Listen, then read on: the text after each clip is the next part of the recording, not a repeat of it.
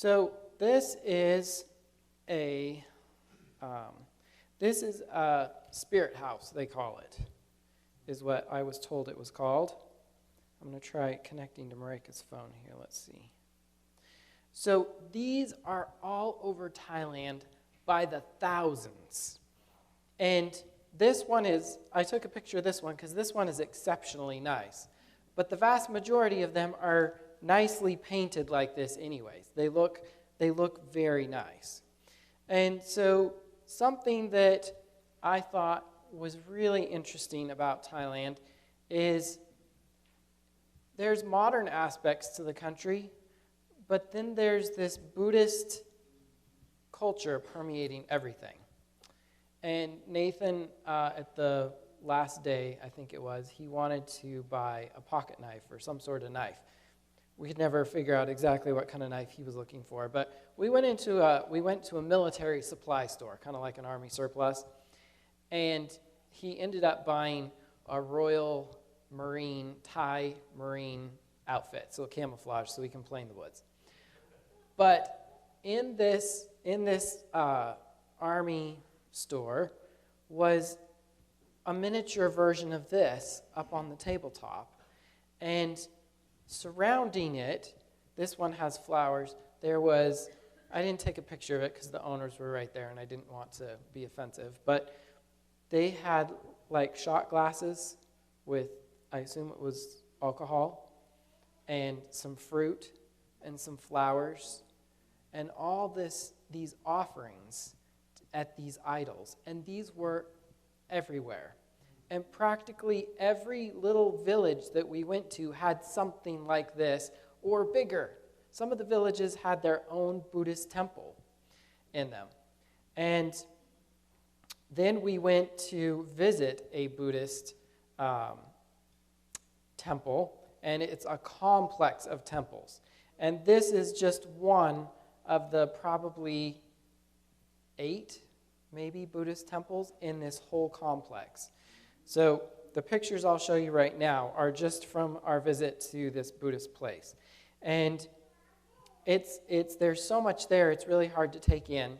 And we went there, was this Halloween? It may have been Halloween, which is also a Buddhist festival. And so Stephen Lynette said usually this place was empty, but this place was full of people.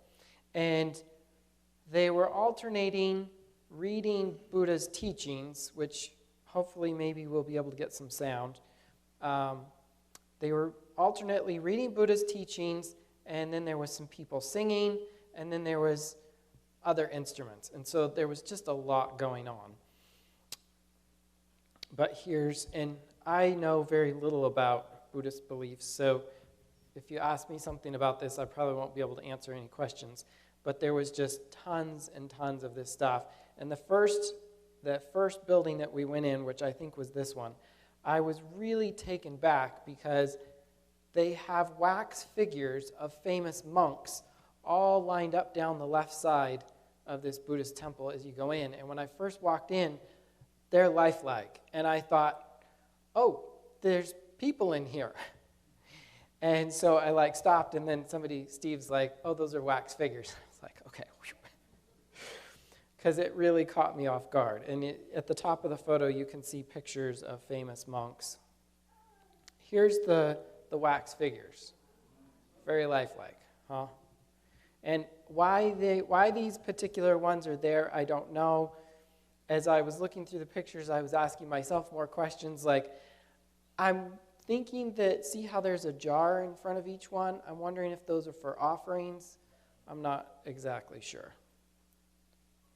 But it was very, very striking. Here's a video walking down the length.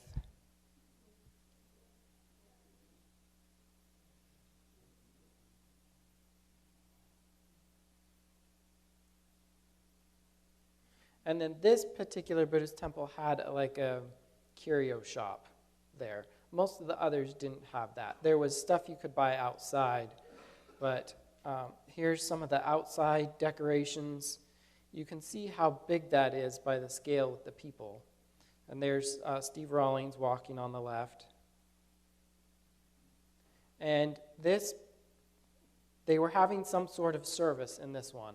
And so this was full of people, and the loudspeaker was blaring, and I don't know if they were reading Buddhist teachings or what, but it was very noisy there.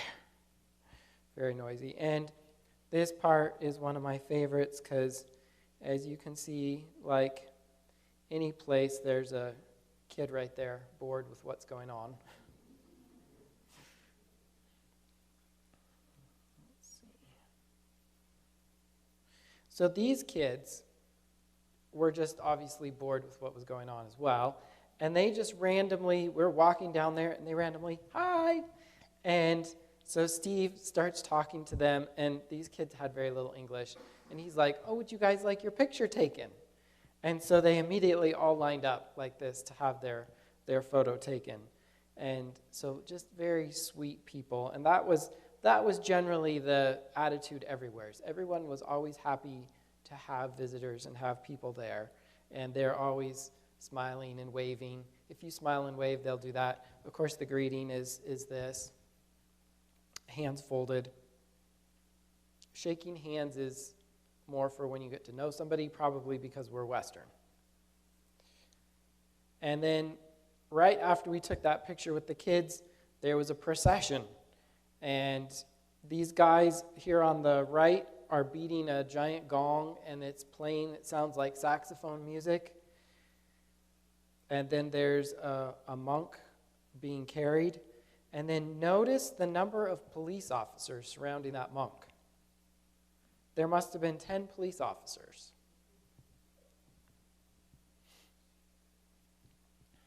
Let's see if I can skip to the next video. Here's a picture of Marika in front of things. I guess these are like warriors. They were various ones around.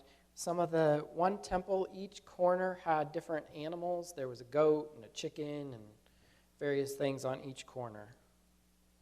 And as you can see, it's just fancy.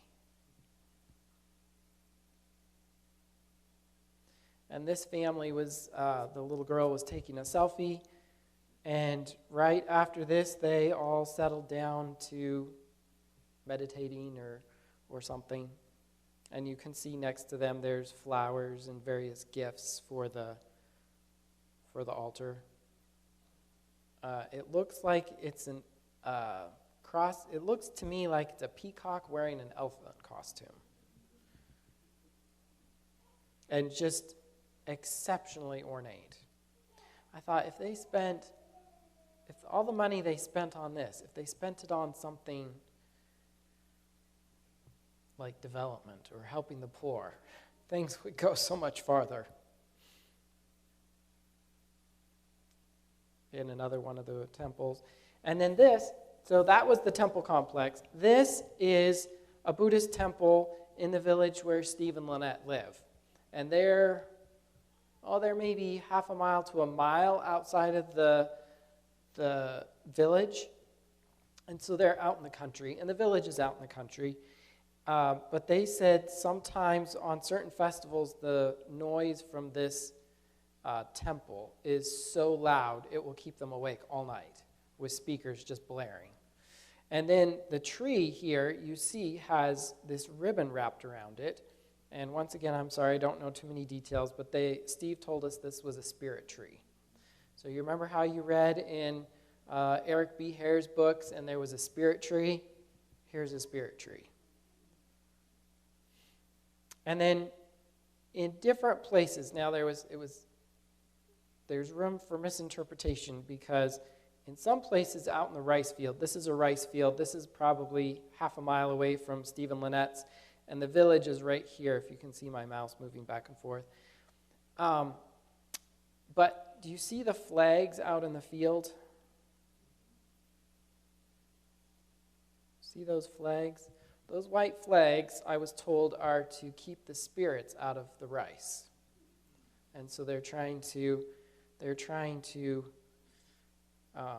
keep things safe.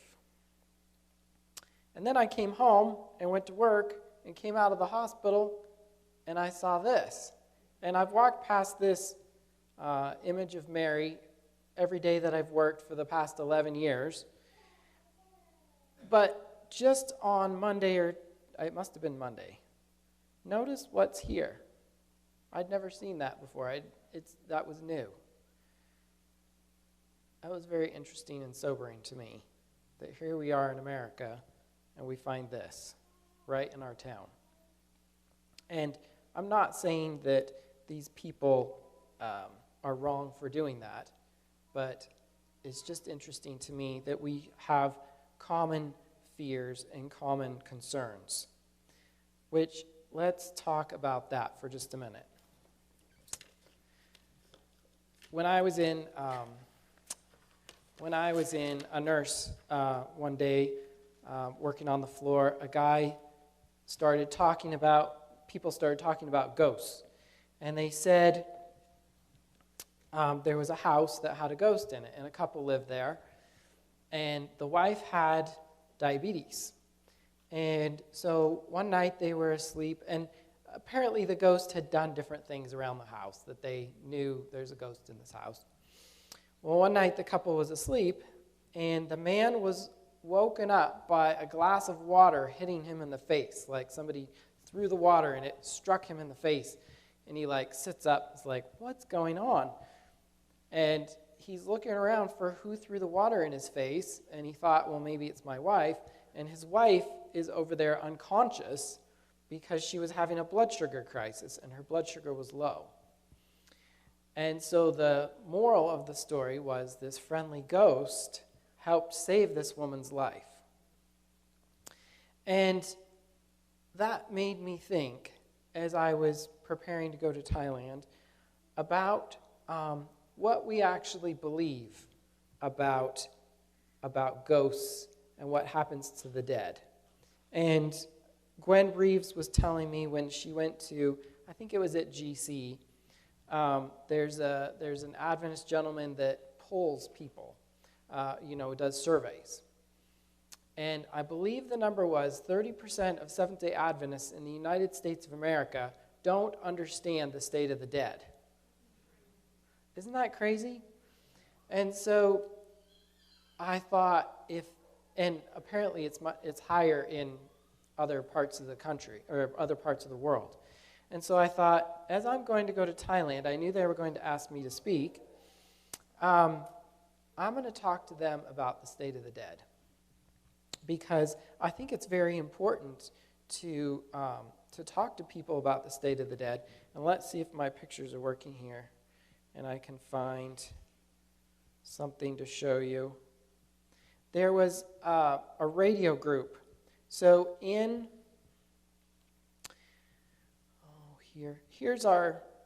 the kids that we support, that you guys support. So if you look out in the hallway and you start reading names, this little girl right here is Gita, spelled guitar, but her name is Gita. And this one is Calhoun, I can never say it. And this little girl is also Calhoun. And this one is Max. I got that one. And this is Preya, I think is how she said it. Max is 13, and he wants to be an electrician when he grows up. He's a Buddhist. He comes to the after-school program. Preya and, how do you say that, Gita, are sisters. And their mother is a Seventh-day Adventist, and their father comes to the Adventist church, but he's not a baptized member yet. And then, of course, this is, I'm drawing a blank, Luke Song.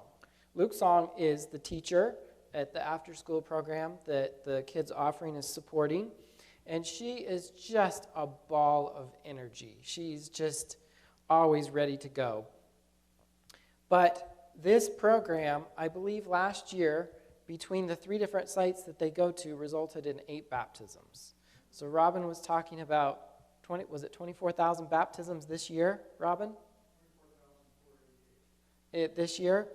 This is just a small part of the baptisms that are occurring.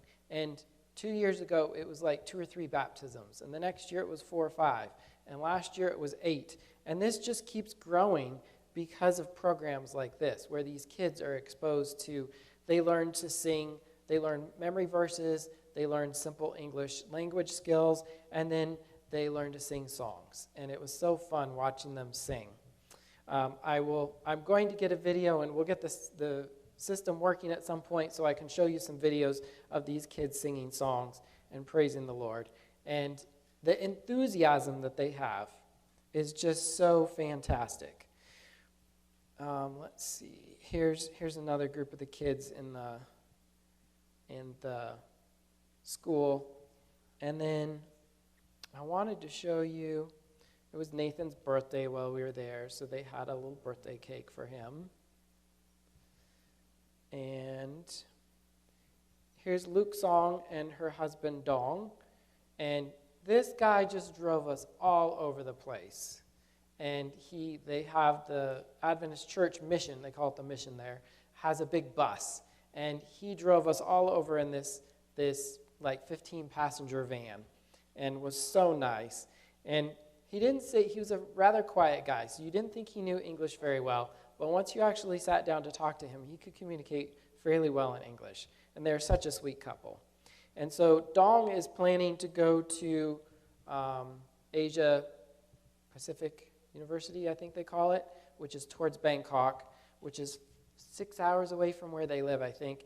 And he's going to take theology, and he wants to become a minister.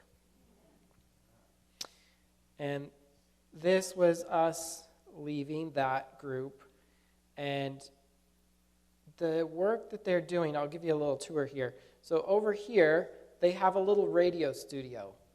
And the lady right here, Som Pong, she is a master gardener, and she hosts a weekly radio program. And from that weekly radio program, we went to go see a group of 12 or 14 people that meet in a village about 30 minutes away. And one lady started listening to the radio. She was already a Christian. She was a Sunday Christian. She started listening to the radio, and she's like, I want to learn more about God. And so they started visiting her, and she stopped going to her Sunday church. And then her friend called her and was like, where are you? I haven't seen you. Let me see if I can find a picture of the radio group. Where are you? I haven't seen you. And she said, well, I've been studying with this other group. And now there's a group of 14 people that meet every Thursday for a Bible study with the pastor. Let's see, I'll pull that back up, sorry. I think you guys saw this picture. Did you guys get to see this picture a couple weeks ago? This was me preaching. I had to take a selfie. My first time ever preaching barefoot. And this is all 3 of their churches put together. Pastor Soon Torn is right here, and then his wife, Sampong, is here, and then this is their daughter, Luke Song, who is the teacher. This lady right here is one of the ladies that goes to part of the radio Bible study group. This gentleman over here, this lady, I can't remember where this one goes. This gentleman stopped drinking and once he became a Christian, and he was listening to the weekly broadcasts from that Sampong is doing, and then his radio died. And so they were like trying to figure out what to do, and so he ended up getting a God pod, and it looks like one of those MP3 players, the iPods, the older version. It was about this big. It was really thin. I was really surprised. And he was so proud of that. He keeps his Bible and that God pod in a plastic bag, zipped up. And he pulled it out and showed it to us. And it's really cool because it can solar charge, and it has a little LED light on it. So it was really nice. And just a lovely group of Christians getting together there. Let me see if I can find a picture of the radio group real quick.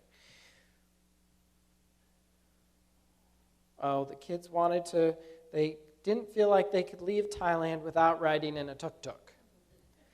And so this was our last evening, and we had gone out to a vegetarian restaurant to eat dinner, and we were going to walk about 3 or 4 blocks to get to a night market where they sell all sorts of stuff. And the kids at dinner have been saying, we have to ride in a tuk-tuk. And I'm like, I don't know when. We're leaving in a couple hours because we left at midnight.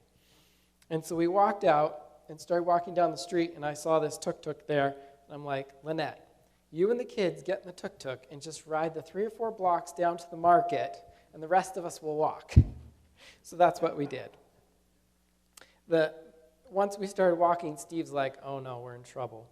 Because this was not complete red light district, but there was some red light district facilities there.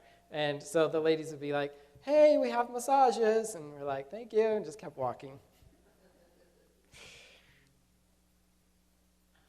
This is the first place that we stayed. We stayed with this couple. And Ajahn, we called him Ajahn, which is like teacher. Sudi Jet is the gentleman, and then his wife is Rock, and so we called her P Rock, which is, I guess, a form of respect. So Ajahn, Sudi Jet, and P Rock, and they run, you can see the sign over here, it's called the Gospel and Good Health Foundation. And Neva, if I can borrow you for a second. This couple is, you don't have to get up, it's okay, you can stay there. This couple is Jim and Neva Brackett of Thailand. They teach cooking classes, they teach classes for, what do they call it? They have a program where you come and you learn about food and you learn about, you worship, and what Sudi Jet wants to do is one of the last days, the day before we left, he's like, okay, we need to have a meeting. And people are always like, hey, Steve, come here, we want to tell you something. And so Steve is like, whenever I'm talking to somebody, just feel free to walk up and join the conversation. And so he said, come to this meeting, Joel. So I came and I took my laptop. And Sudi Jet's son is interpreter, and so or a translator. So his full-time job now is translating various projects. And so right now he's translating the My Bible First Sabbath School program into Thai, the whole 3-year thing. And Steve told me that, I don't know if it was a pastor or a Bible worker, has taken that, and he said that they just have a part of it done so far. And he said, whoever interpreted it really understood the Buddhist mind. And this pastor is using that My Bible First as a Bible study with a number of Buddhist monks. And they're sitting together using that as their Bible study guide. So Sudi Jet wants to start a Bible worker training program. And this guy, he is intense. He's very focused. He's so nice. But it is so funny to watch him get all excited and into his idea. And he says, this spring, May 6th at 4 in the morning, I woke up, and I couldn't tell if it was a dream or a vision or just his idea. So somewhere in there. And he said, I want to start a Bible worker training program. I want to have 10 to 12 people that will come for 5 months of classroom work and then 1 month of practical going out into the community work. And it's not just about Bible outreach. He wants to teach them really how to live a Christian life. He wants to help them work on their schedule. You go to bed early, you wake up early, you have your personal devotions, they'll study the Bible. This couple, so P. Rock grew up in this village where the spirit tree was, and she was raised a Buddhist, and she has quite a bit of land there. The land they live on belongs to her and her brothers, and there was land right next to them, this, what did you call those little things with the shell that you break open? It's a fruit. Lychee. Kind of like that. It's kind of like that. The orchard next to their property is whatever that fruit is. And to build this building that you see right here, which they live in, and has classrooms and 2 kitchens, and Steve and Lynette live in this building as well. And when they have one of these programs, everybody comes and they use this building as it's about the size of our dining room. And they can have classes in there and such. And he wants to start training 10 to 12 workers every year, 6 months, and they'll go for 2 months. They could quit after 1 semester, but they'll preferably spend 1 year of training. And Steve said after they leave, they can expect each of those 10 to 12 workers to have between 10 and 20 baptisms per person from outreach. And he said, we're going to start January 15. And I'm thinking, it's almost December. How are you going to do that? And Steve says, oh, as soon as they send out the notification, the program will be immediately full.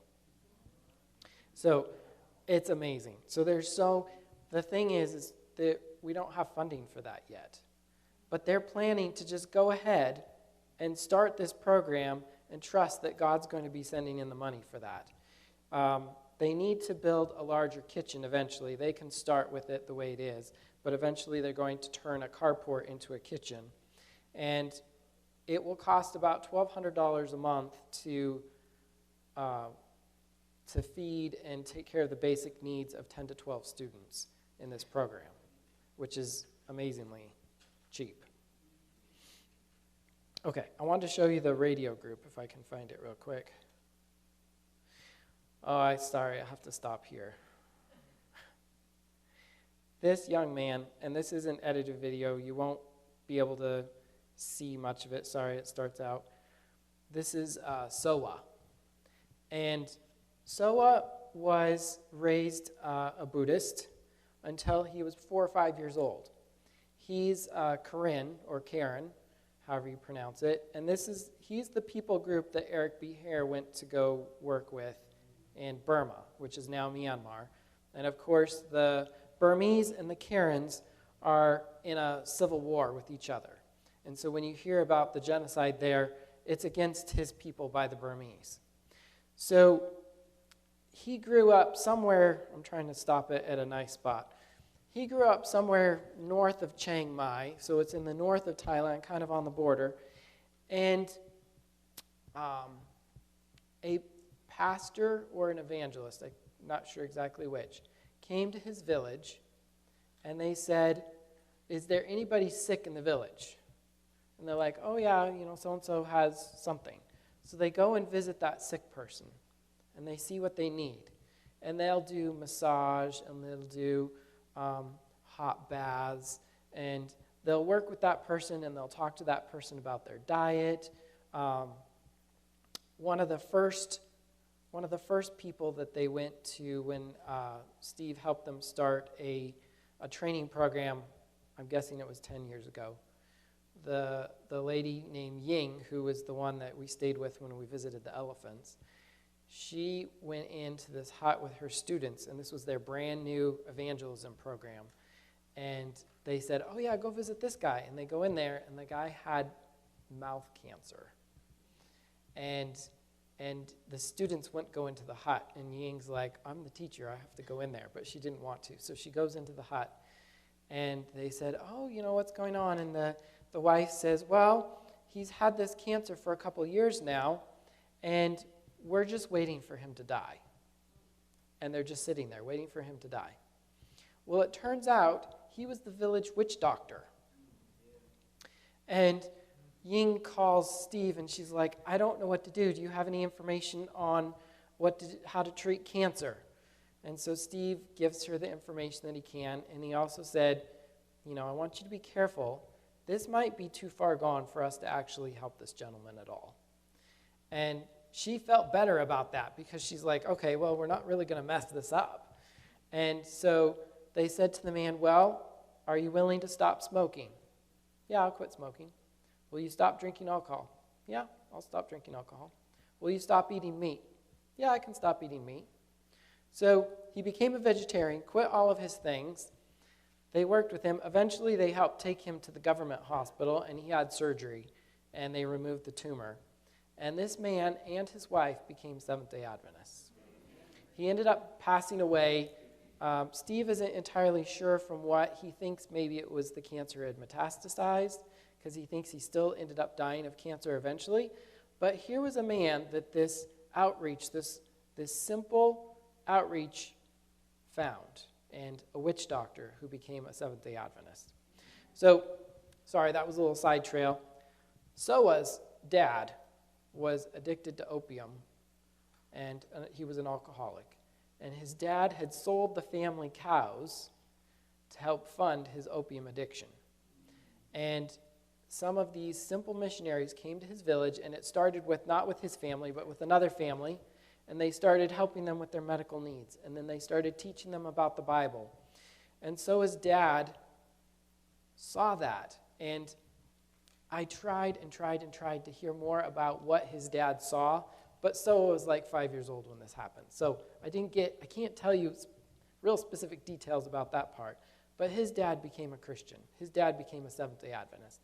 Now his dad is an elder in the church in his village, and his dad cares for all of the believers in all of the surrounding villages.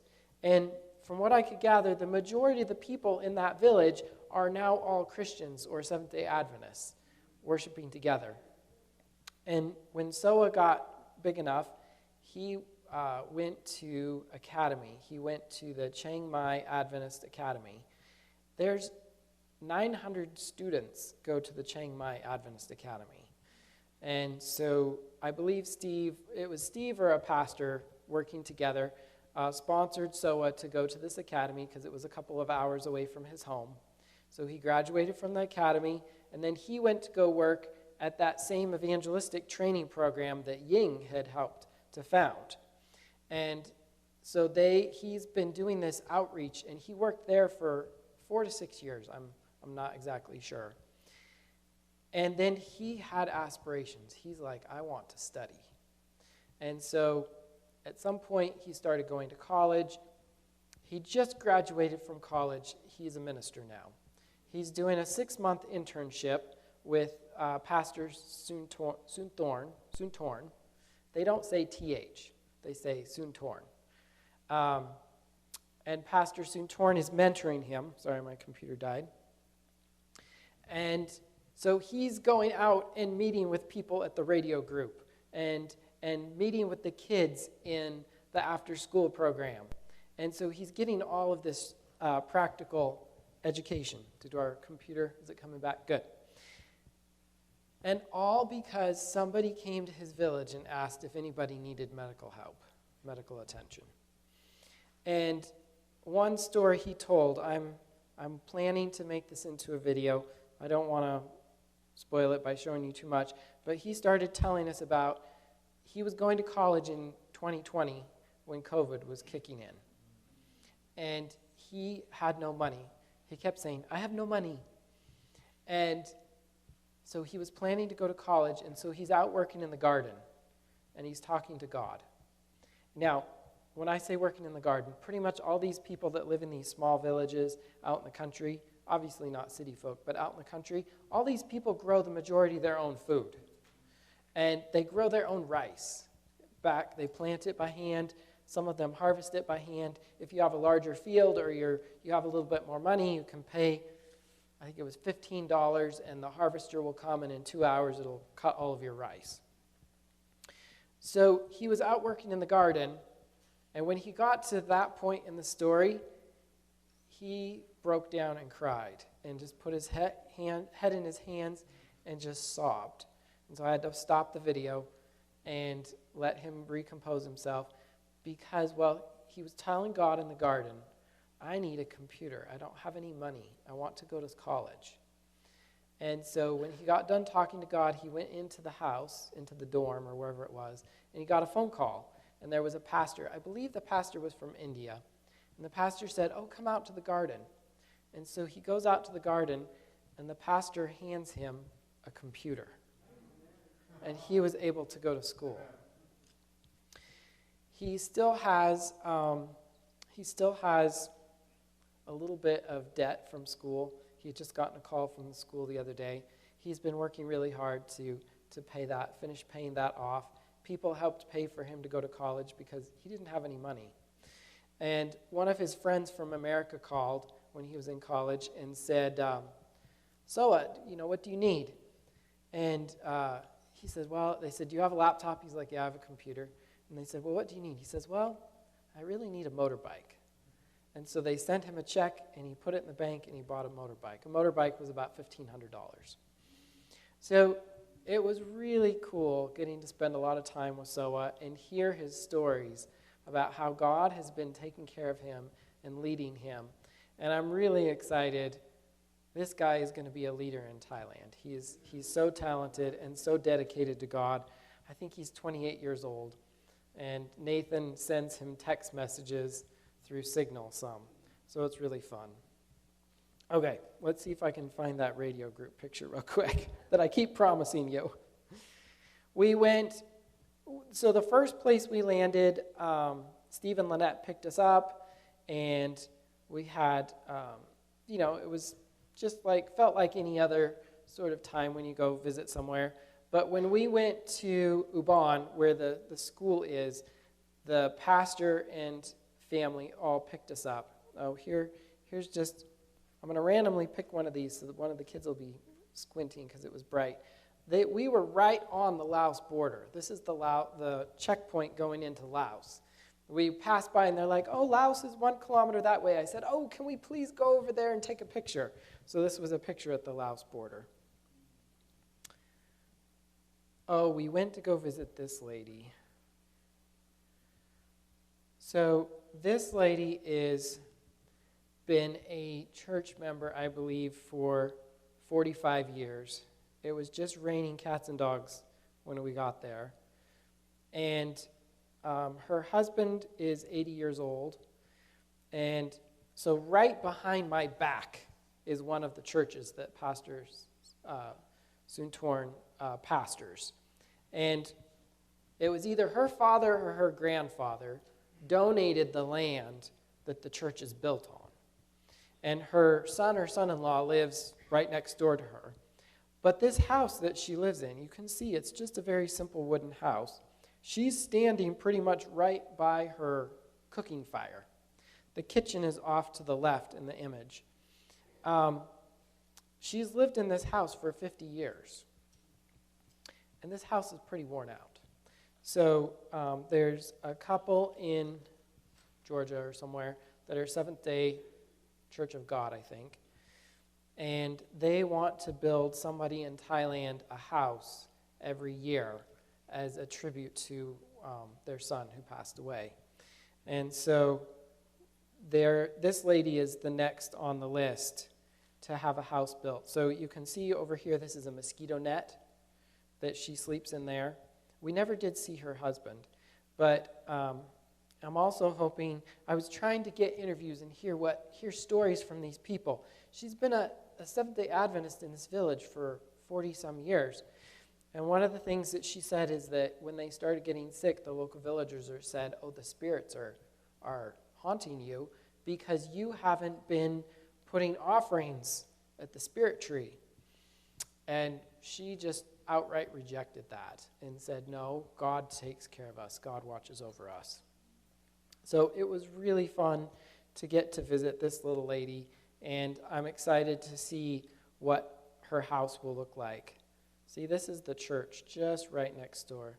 Look at all the beautiful, I assume that her son or son-in-law built these benches because he was a furniture builder. Here's the church.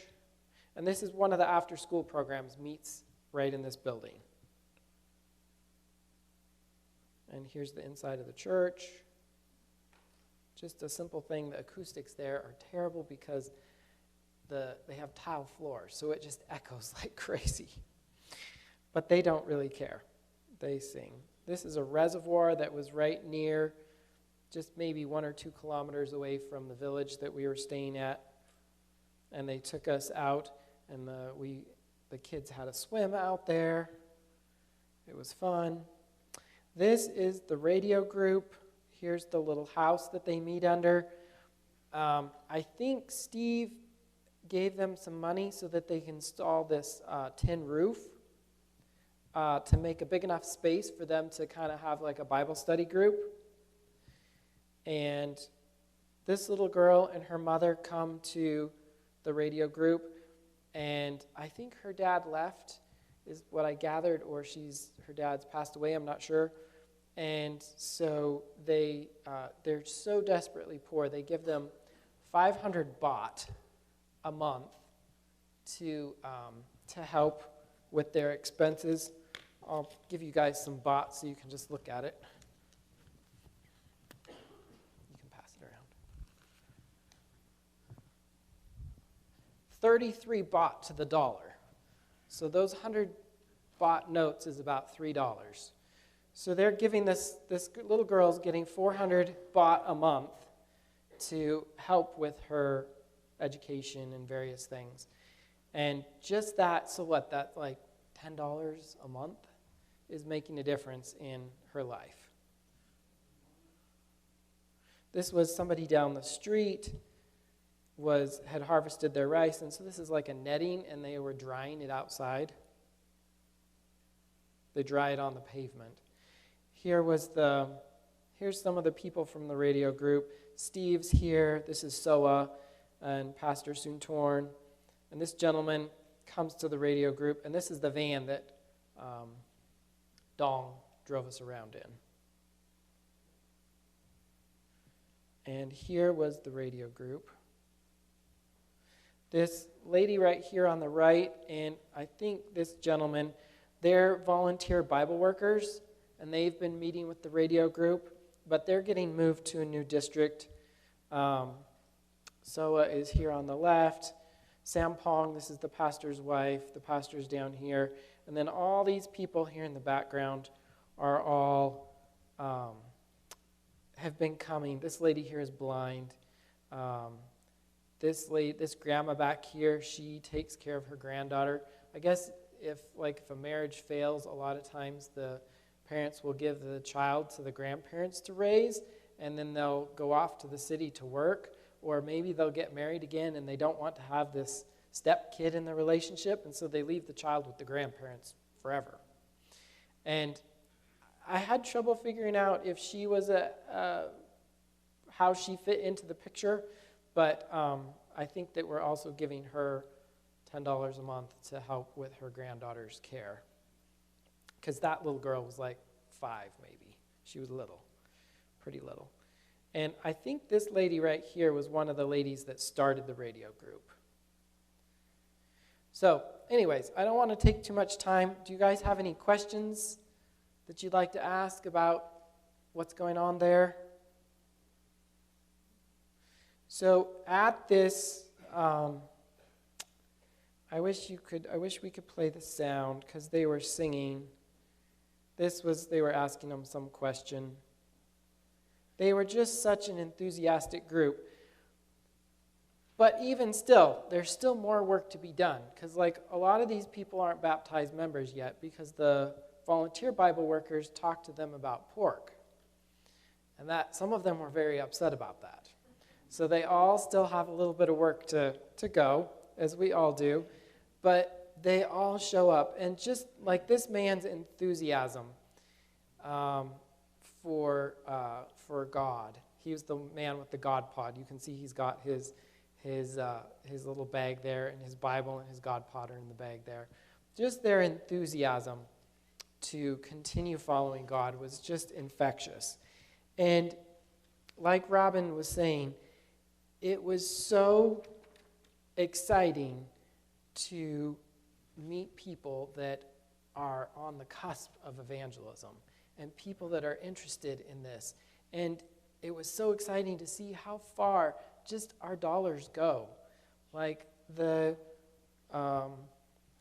full-time worker there, a paid worker like what would come from the evangelistic program, makes like $450 to $550 a month there.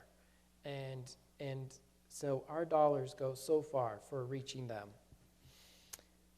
So a verse that here's some of the food that they served us. Of course, the food was just delicious.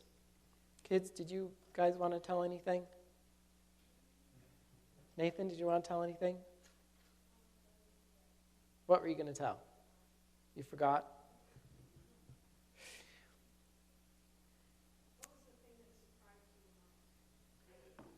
Ooh. What was the thing that surprised me the most? What surprised you the most about the food, Nathan? So they don't do sweet for breakfast. You know, most American meals are sweet for breakfast. They're having stir-fried vegetables and stuff for breakfast. Breakfast, lunch, and dinner. They don't do a lot of sweet. The fruit there was amazing. When the Lefflers were here, they told us about green papaya salad. And I thought, oh, that sounds terrible. And they talked about, you tell them how many chilies you want. And they take chilies and they just like smash them and then put it in the salad, and so it's real spicy. And then I went there, and the one day they're like, oh, this is green papaya salad. And by green, they mean like firm. It's not like green. It's just like firm. But, oh, it was so good. I really enjoyed it. In fact, the green papaya salad is in this photo, actually. It's right here. They grate it, so it's kind of like spaghetti looking. And then they put, like, green bean type things in it. And then tomatoes and various herbs. And it was really good. And then the variety of rice. I mean, they have purple rice, white rice, sticky rice. Purple rice, they called it black rice, but I think technically we call it purple rice. And it's a real dark color. Nathan.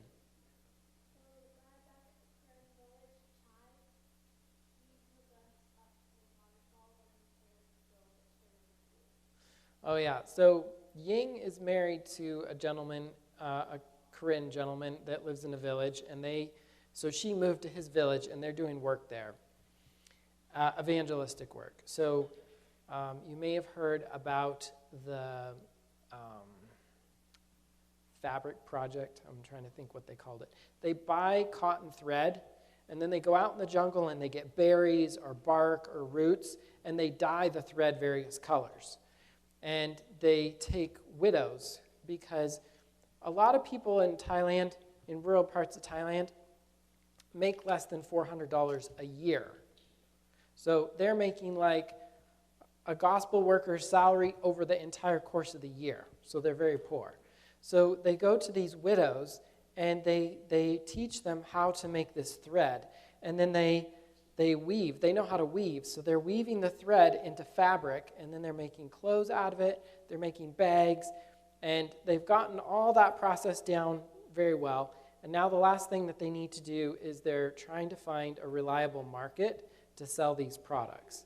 And then that money will go back to the ladies that produced it to help support themselves. And so that was really cool to see how they're working. It doesn't sound like they're having like baptisms out of that yet, but the Adventists in that village took over, I believe it was a Baptist church. Something happened with the Baptist pastor. He would, if a member needed to go to town, he would take them to town, but he would, to like the hospital or something, but he would charge them for the gas to go there. Then they had to work on his farm for like 2 days to pay him off for the time that he took to drive them to town. And so there was a big to-do, and he left. And so the Adventists have taken over his church building. They have their own church, but they've taken over his church building, and they're using it as a community center type thing. And so they're teaching classes, and they're dyeing the thread in the basement, which is underneath the building there. Nathan. Okay, go get a microphone from them real quick. And then I'll close with a scripture.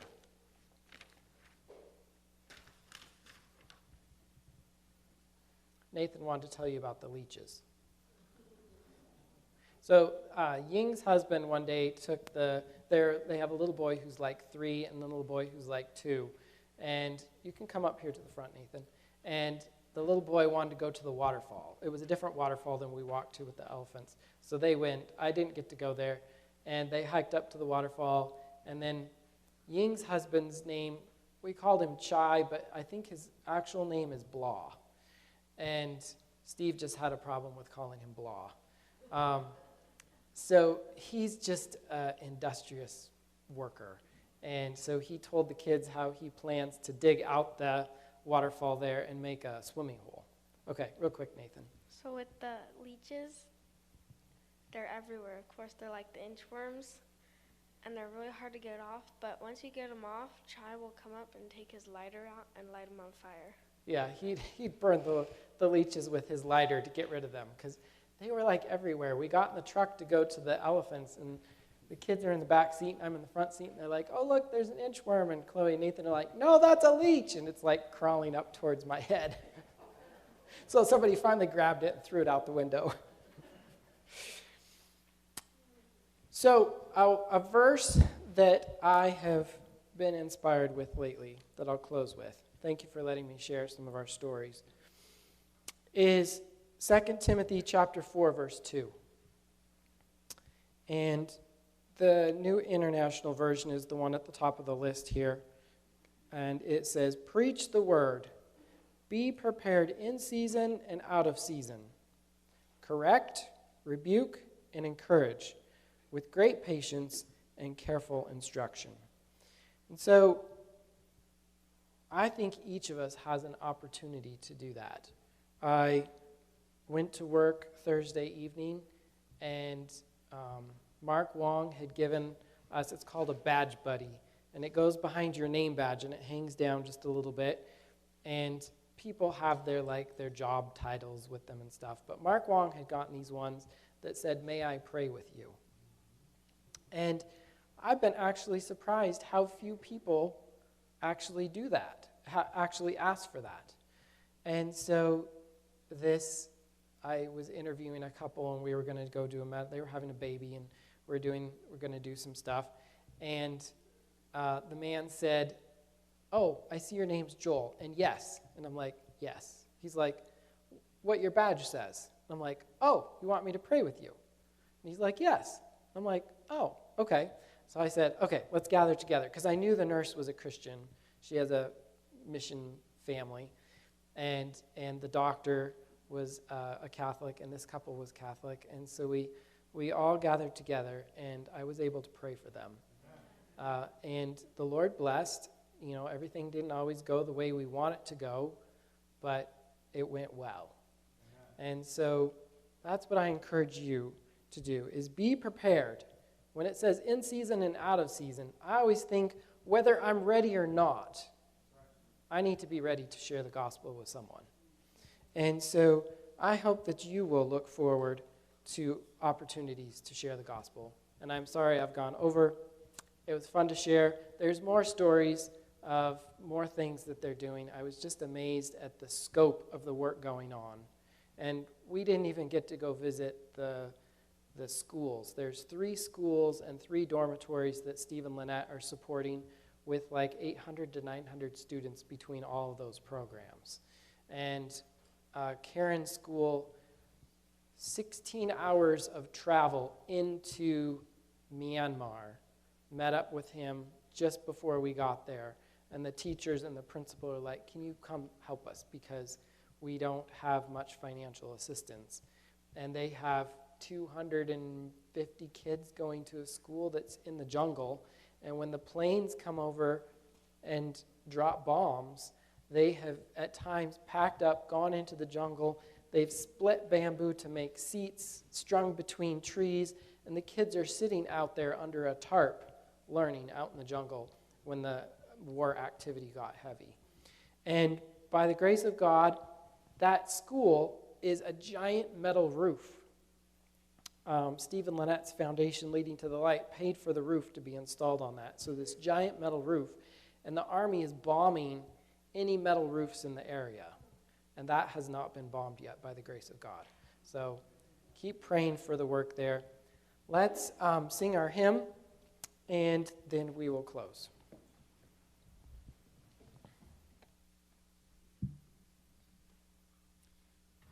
Amen.